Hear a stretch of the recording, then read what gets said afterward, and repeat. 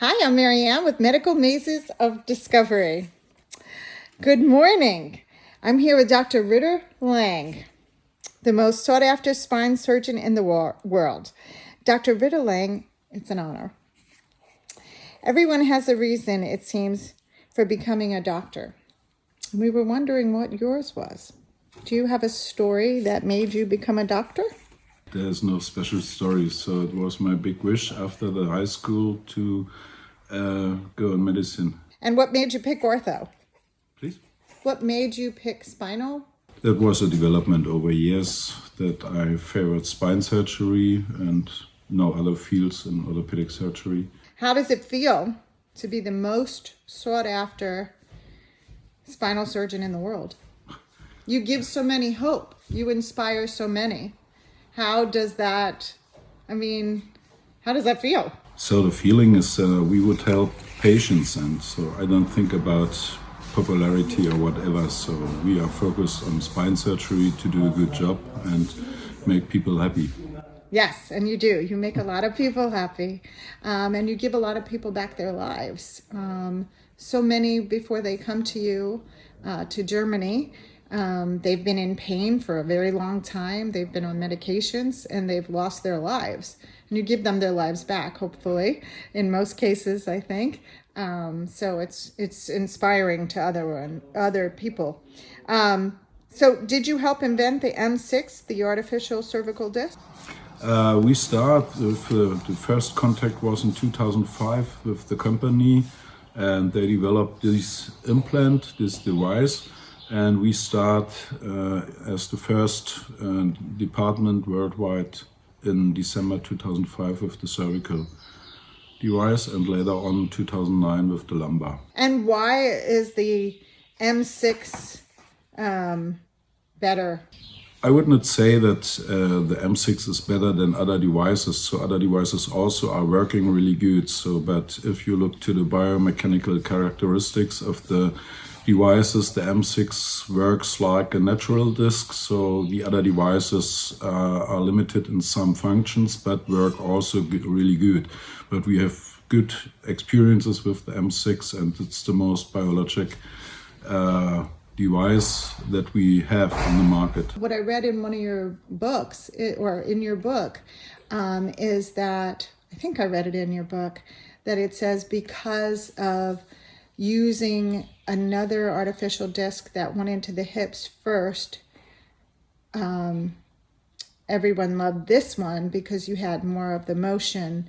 You had the 6 motions, which is why it's called an M6. So how many disc replacements have you done with the M6 and before the M6? Before the M6 we used a specialty, and so around 750 cases. Then we used the Maverick device with 1000 cases, and so in summary with the M6, I don't know exactly, but I think 6,000-7,000 cases lumbar, and maybe 4,500-5,000 cases cervical.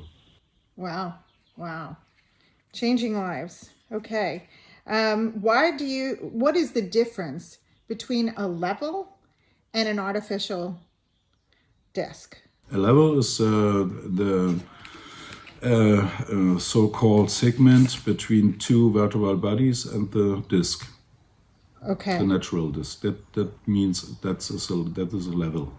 Now you will do more than one level.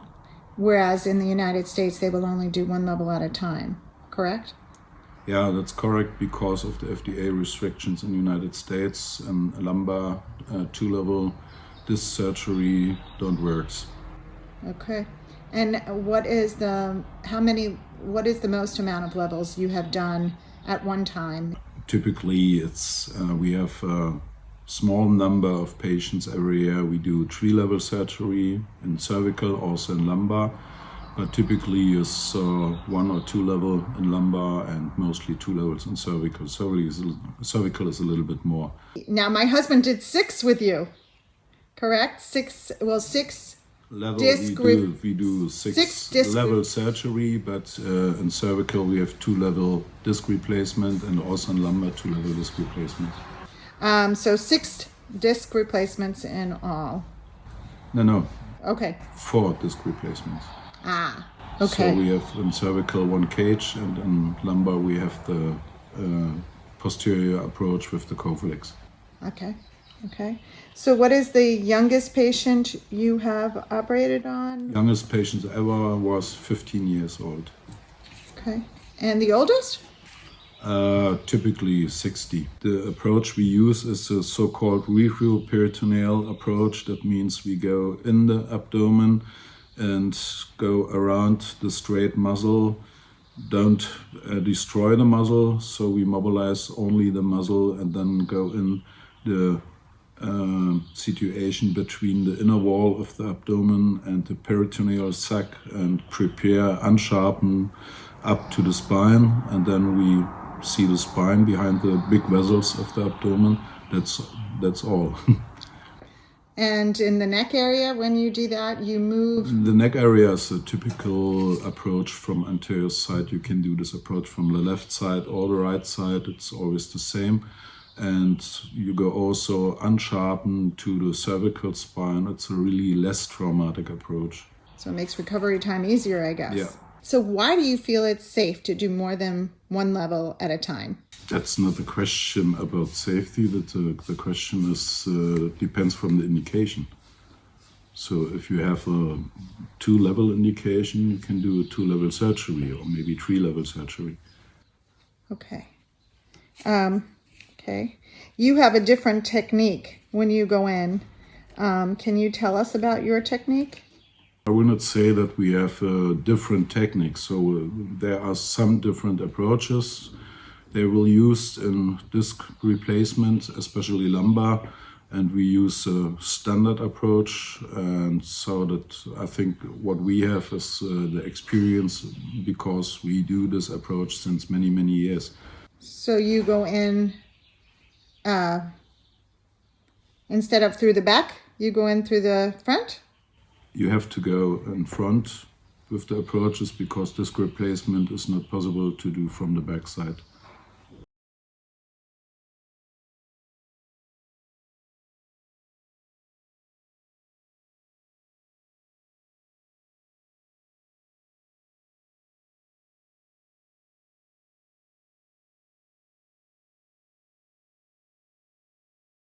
So hello. Hello.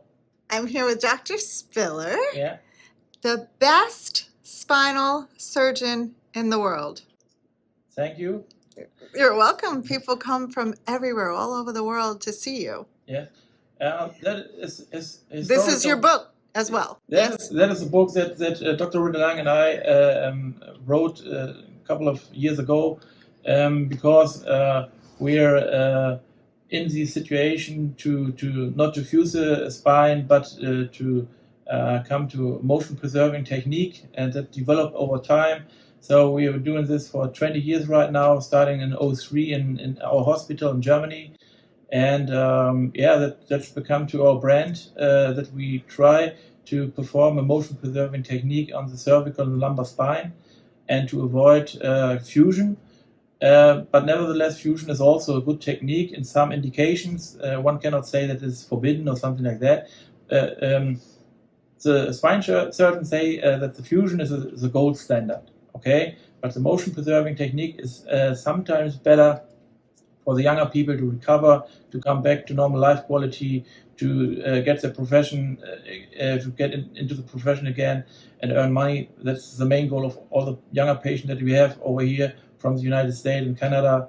And it's a long history and it's sometimes a long way for the patient, but they find us. Yes, they do. Word of mouth definitely travels. When my husband came home and said, I'm going to have surgery in Germany, I said, what? He said, they are the best in the world. And he's a firefighter. And he said other firefighters had come to you guys and gained their backs back and their strength and resumed work. So over time, we had something about 2,000 candidates from the United States and Canada. And one can say we had almost every profession from the helicopter pilot with a big helmet for the cervical devices to the fire workers also. We had once upon a time, or once we had a patient near to the origin company in San Francisco from the spinal implant M6. So he was in the office, was a fire worker ward 600 meters next to the company, came over to Germany to become the implant that was produced 600 meters next to his office. So that was kind of weird. Yeah. Wow. And so the M6, you guys helped develop the M6, correct?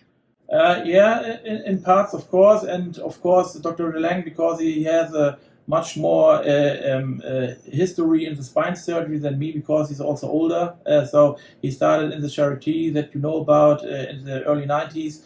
So I started in 03. So I stepped in mid of the way, I would say. Yes. And now you're the chief surgeon at Stenham? Yeah, I'm the chief surgeon of the hospital, performing knee and hip replacement, for example, and of course a lot of spine surgery. Right. And Dr. Ritter-Lang primarily does the Americans that come over? Yeah, he's also only for the foreign people in the hospital responsible. He's doing a lot of surgeries over time, and for the German patients, we all care in the hospital. Okay. And so what I read in the book, which I thought was really vital to our interview, that I thought was very relevant, you stated how the staff, you know, everyone from the nurses to the physical therapist to the massage therapist, everyone had to be trained and specialize in what you guys do, because the team matters as well as the surgeons in the recovery. So whereas other hospitals, it's not, I called this like an ortho retreat, because you have your own, you know, ortho hospital. There's no sickness there. There's no COVID there. It's just ortho, and everybody just specializes in ortho. So is that why you guys have done that? So it's sometimes it's an advantage, sometimes it's a disadvantage to have this kind of small unit. So, for example, we can cover a lot of young, sporty people, that's no problem. But if we get older patients with health issues like heart attacks and something like that, we are in cooperation with bigger units around us. So, but at least for these kind of surgeries, it's affordable to have short surgery times, minimal blood loss, to have short recovery times. That is our main goal. And we're not do a big bunch of surgeries itself, but we have specified of these techniques that we're talking about, and therefore it works very good in the small unit. Yes, it does. And you just opened a new hospital. It was the grand opening. What we learned over time, that the hospital, of course, it was built in 1910. So some rooms are still from 1910, some are from 1950, from the 50s. So we have to go with time, and now we have kind of hotel character with 2 bedrooms and internet everywhere. That's and air conditioning and a big TV room. It looks like an exclusive hotel. It's amazing. So that is a step what was needed to have a future. Yes, it's quite beautiful. And your operating room will remain the same, and we have the potential to increase it. Okay, so but therefore we need some more patients. We need some more colleagues that we can build into the team, I would say.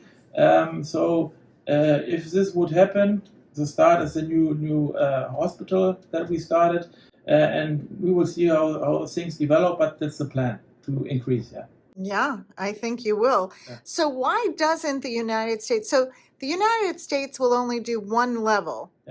And can you tell us, so a level, in my layman's terms, is the space between the vertebrae. Is that correct? So one level would mean one motion segment. That means 2 vertebrae and the disc in between. That is one level. Okay.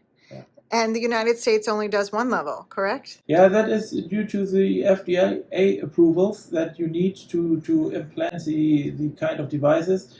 So in Germany, it's quite different. We have guidelines what is allowed and what is not allowed, but we have not these restrictions by the insurance companies, for example. They are just legally pointing on the FDA approval and say it's only approved for one level, so we only pay for one level. That's not the issue in Germany. So if we have scientifics that says that is normal or okay, then we can use it in 2 or 3 levels. So George did 6 levels with you, Yeah. right? So he's a little bit taller right now, but he cannot start playing in the NBA. That's not the issue right now. Okay. But maybe you need some more new clothes at the fire station. Okay. So what we all found astounding was in the United States, when you're injured or when you're hurt or you have surgery, you do not get the attention that you get here. They are in ICU together as a group for the first day. And what was the reason? Which at first I was like, oh, that's terrible. And then I thought, wow, it's so good because the caregivers don't have to see them medicated and, in pain but they're not really. They're totally medicated and taken care of, and they don't have to try and entertain their caregiver and visit, but they stay in the ICU with just the patients that were operated on that day, and they have their own private nurse. So has that always been the way? Why did you guys start it that way? So one have to say with opening the new part of the hospital, it's different to the situation right now, because we have then in the ICU 2 bedrooms, so it's 2 beds. Yeah, 2 bedroom. So it's quite different to the situation that you're talking about. But on the other side, we learned over time, also by scientific works in Germany and Netherlands, that the activation in the group is sometimes very dynamic. So in the positive way. Yes. So that we just using this dynamic effect also starting after surgery. So the people talk about that they're feeling great because they are due to the pain catheters, for example, and feel almost nothing after surgery. So the next day they stand up, walk around, and have sometimes a small race around the hospital. Okay, so around the hospital. Okay, so but at least the dynamic. Yeah, they were all walking with their walkers, going, and they go to the cafeteria after a few days for meals. That's the kind of the dynamic part of the group itself. Yeah. It's incredible. Everybody loved it. They become a family. Like the 3 or 4 Americans that come in at the same time become, like we all saw each other at the Park Hotel constantly, and everybody's getting together, making bonds that they'll never break, with their roommates and so forth. The camaraderie was incredible. That's the experience that we have from week to week is always the same. Always. It just wasn't our group. We have never. I cannot remember that we have the problem that patient had a problem with this. On the other side, they feel comfortable in Germany. Yes. They're not homesick or something like that. Because they enjoy the stay here. That's a good situation to recover, to heal, to come back to normal strength. Yeah, I mean the treatment at Stenham for the caregivers too. We're walking back and forth. We're going to the restaurant. We're seeing the other caregivers. The staff is super friendly, super nice. Like they're so kind, and they cater. If you, can I have this special? I don't like it. Okay, sure, no problem. So that is what we've learned from the German insurance companies that testing all the hospitals in Germany and putting out a report 1 year after 1 year. So they say we have very good notes by the patients.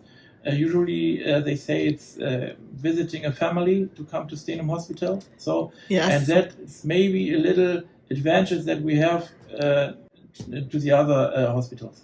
Not to mention that you and Dr. Ritter-Lang are the best spinal surgeons in the world, and people come from everywhere. I think there are a lot of very good skilled surgeons over the world, but I am very lucky that I get in touch with this technique and this implant. So and Yes. if you are a great surgeon, of course you don't know something maybe about the implant if you are only performing fusions, but that is another tool in your toolbox. So you need screwdrivers, you need a hammer, you need everything. So and if one say motion preserving technique, total disc replacement, it's not working, for example, Yes. Then you lose instruments of your toolbox. Yes. So, and I think every spinal surgeon have to think about it, and the indication and the advantage in recovery and coming back to normal life quality. But of course, you need a lot of experience to put these devices in. But because firstly, you have to do an incision and an approach. You have to come to the disc from the lumbar side, from the anterior part, and that is sometimes frustrating if you're not good educated. So the approach is usually the problem that colleagues perform these kind of device. Yeah. And there's a few American surgeons doing them, but they're only doing one level in Texas, I think. So have they studied under the two of you? Yeah, I had contact to Rick Geyer, for example, from Texas Back Institute. I met him once in Portugal. So very, very nice guy, very good surgeon. But of course, he is in the situation of his home country, so he cannot do multiple disc devices. That's another advantage that we have here in Germany. Yeah. Because otherwise you have to go through this 6 times. Yeah. So what are the most levels you've ever done? So from the lumbar spine, the most that I've ever seen that was not performed by me, but by Dr. Lang, was 4 levels. So that is quite an issue because due to the blood vessels in the belly, so you cannot reach the upper the level 2, 3 in every case, but the 4 levels in lumbar and the 4 levels in cervical spine would be the most levels in a row. Wow. Okay. So that's more than George did. Because he did what? He did 3 and 3, right? Yeah. 3 in the cervical and and 3 in the lumbar. Yeah. Wow. Okay. And we can see some of these videos if we're up to watch that kind of thing, which I don't know how bloody it is, but we can watch those on YouTube and show some of those. Yeah, you can get the link from Minande, or we Svenja will send you over, and then you can just watch your surgery in technical aspect. Yeah. Wow. Yeah. And and of course, people can send from the United States their MRIs and have you guys look at them and decide if you guys can operate on them. Yeah. Now, some people are told no when they get here. Yeah. I guess not often because you review them before, but you also repeat MRI if it's not done in a certain amount of time. Yeah. Why would you tell them no? So usually the MRI should not be older than 6 months. Okay. Because something can change in between. A new herniation, for example, another level. Okay. So therefore, it makes no sense to do surgery and come to the conclusion it works only half the way. We have to do another MRI and then see, there's another herniation. So therefore, you should be quite sure that you do a surgery in the right situation. And if we say no, sometimes it happens that the patients are more ill than they say before. They had some heart attacks. They need a stent, for example. They have weird medication. And that could be very rarely a problem with the anesthesia. Then, from the surgical aspect, it's always the same. Okay. Yeah. It's like building up a table, for example. Okay. But from the anesthesia, there's much more to pay attention on with the heart work, with the function of the lung, with the blood circulation. So therefore, it could be sometimes hard to perform an indication. and but over 20 years we have had all the situations that we now are very safe to say that is a good indication, that is not a good indication. That's very good. So they don't come for nothing. Yeah, that's Yeah. great. And you won't do a surgery if you don't think it's necessary as well. If they say, "Oh, we need it," and you say, "No, you don't." Yeah, so that is clear to mention. These are kind of surgeries that are not recommended by life, for example. Okay, if you have a heart attack, you need a stent. You will not survive this. Okay, Right. But these kind of surgeries are, of course, not immediate to perform to live longer. But of course, it plays a role in life quality. So it might maybe the same, okay? But in every case, you can say you can live, you can go on, you can sit all the day in the bed, for example, or take a lot of amount of pain medication. Oh. But if you want to change something, Yeah. and there's a mechanical problem, maybe the surgery can help. And Yeah. therefore, Change your life. we have a lot of indication and contraindication to do the fusion or the motion preserving technique. Right. So you make a lot of people happy, I hear. So yeah. It's wonderful. Yeah. What are your degrees in? I know you have extensive degrees: sports medicine, chiropractic. So I'm certified in spine surgery. We have in Germany a kind of certification to become a spine surgeon. Therefore, I have a special certification from the Society of Spine Surgery, for example. Then we build up over time a center of endoprosthetics for hip and knee. So we have to give the results of surgery before, in between, and after to the government, that they can publish our result in hip and knee replacement. So, and it's very important to have good results, because if you have bad results, the government will come to you and say, we will not pay any more for your patients. So therefore, you have this kind of... Wow, that's great. Yeah. Do they do that in the U.S.? No. I don't think so. No, I don't think so either. Oh, wow. Okay. So we have to report everything, that you are still a good hospital in the focus of the insurance companies and the government. And therefore, we have the certification and this built-up center for endoprosthetics. Wow. And you studied under Dr. Ritter-Lang for one of the certifications, right, in the spinal surgery? So in spinal surgery, it was a situation that I started in 2004 in this hospital with my former senior chief, Dr. Zehel. He's retired since 2010. Uh-huh. And then we started with Ritter-Lang and me in the hospital to build up our own profession and our own structure in 2012 until now. Wow. And I've already performed spine surgery from 03 or 04 when I started to 12, but we were specified more and more in motion preserving that he was also doing from 03 already. So he taught me and the motion preserving techniques. Right, and that would be the M6. So that was my add-on. So yeah. So how many would you estimate? How many surgeries, spinal surgeries, have you done? So we had a congress, since it is your specialty. We had a congress 1 year ago. There I had 2,200 approaches from the lumbar spine. Uh-huh. So and I think it was 1,200 approaches to the cervical spine. Yeah. And I performed at least 3,100 implants, because in one approach sometimes it's 2 or 3 levels, so that is more amount of implants than surgeries. Wow, incredible. And you still find time to go surfing, yeah? Yeah, of course, you need something to calm down, because it's always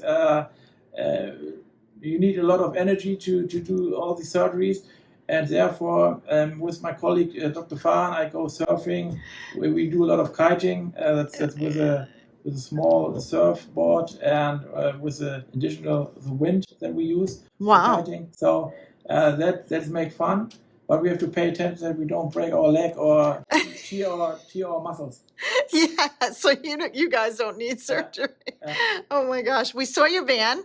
We're going to show your van, how wonderful it is. All of a sudden, George was doing his walks outside, which is incredible. You can walk outside the hospital after surgery with your walker, and you guys encourage that, which is incredible, and it's beautiful outside. And George said, "Oh, there's Dr. Spiller's van," and we took pictures, and I said, "How do you know?" And he said, "There's his name." And we knew then you were a surfer because our boys surf, and we were excited. That's a Volkswagen for T1 that we call it from '69. Wow. So he's the bus is built up with some more power in the engine.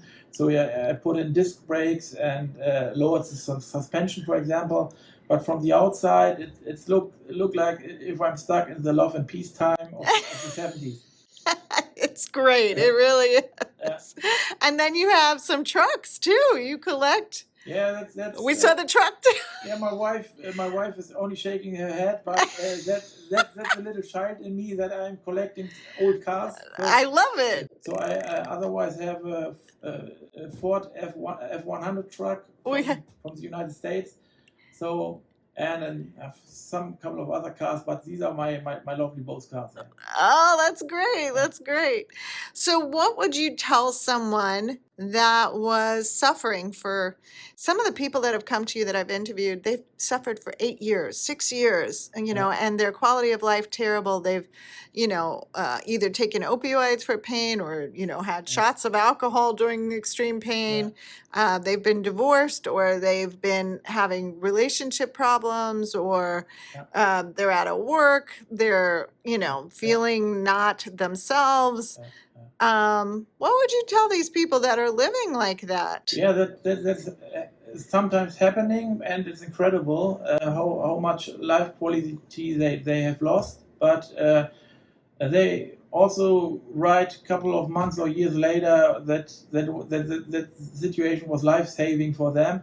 I cannot imagine that it's really the truth, but it seems to be like that. Okay. Yes. And they tell him that they near to hell, for example, no money anymore because they cannot do any profession, and therefore the main goal for me would be not to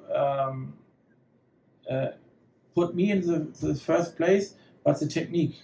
Okay, so it would be a good situation if in good indications all the surgeons over the world in the United States and Canada will perform this kind of surgery, because we can help the people really. We can help them. Yeah, I hope they start using the M6 and learn the techniques that you guys do, because you don't go in the normal way they go in when they put in a device, right? And their devices don't move in 6 directions. So they're sometimes restricted by law. The surgeon in the United States, that's a problem. And by law, they have to use an approach surgeon that is performing the approach to the spine, for example. But the approach sometimes is not good for the implantation of the disc itself. So that's the first problem. So we perform the approach on our own. We are educated in this. And then we, of course, prepare the approach like we need it. Okay, we have to prepare the blood vessels, everything to put in these discs. That the disc or the artificial disc can work how it should work. Okay, so therefore the combination of approach and all the steps of surgery itself that you can see in the videos from the cervical and lumbar spine, you can see it. It's very important for a good, successful surgery. Yes, and I love that when we met with you in the beginning, you show us, our pictures, our slides. I guess the MRIs, the X-rays or the MRIs on the screen. The X-rays and the MRIs, Yep, and we all meet you before, and then we meet Dr. Ritter-Lang and the anesthesiologist, and we keep going to the fishbowl, and you do all the blood work, and Svenja walks us to each one, and it's just like a perfect science that you guys have. It's very relaxing, and it's not like as overwhelming. as in America. That's what we all felt. When I got here, I was very nervous and anxious. And as soon as I was here a few hours, I was like, wow, this is wonderful. And then having them recuperate in a 5-star hotel and telling them to go out and about and walk around this beautiful pond and get their exercise. It seems like you guys really have the perfect science that other doctors could learn from.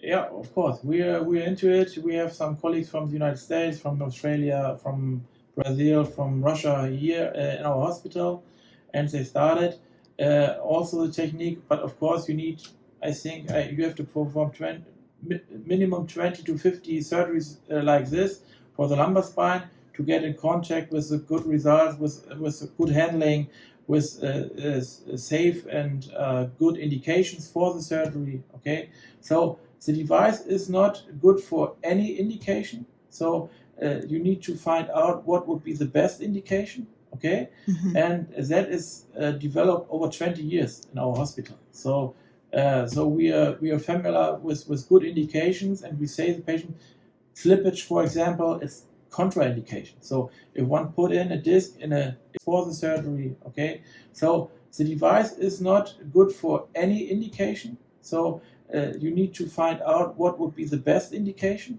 okay, and that is developed over 20 years in our hospital. So we are familiar with good indications, and we say the patient slippage, for example, is contraindication. So if one put in a disc in an unstable spine, it will not work. Okay, but sometimes it happens that a surgeon put it in, and then of course it will failure.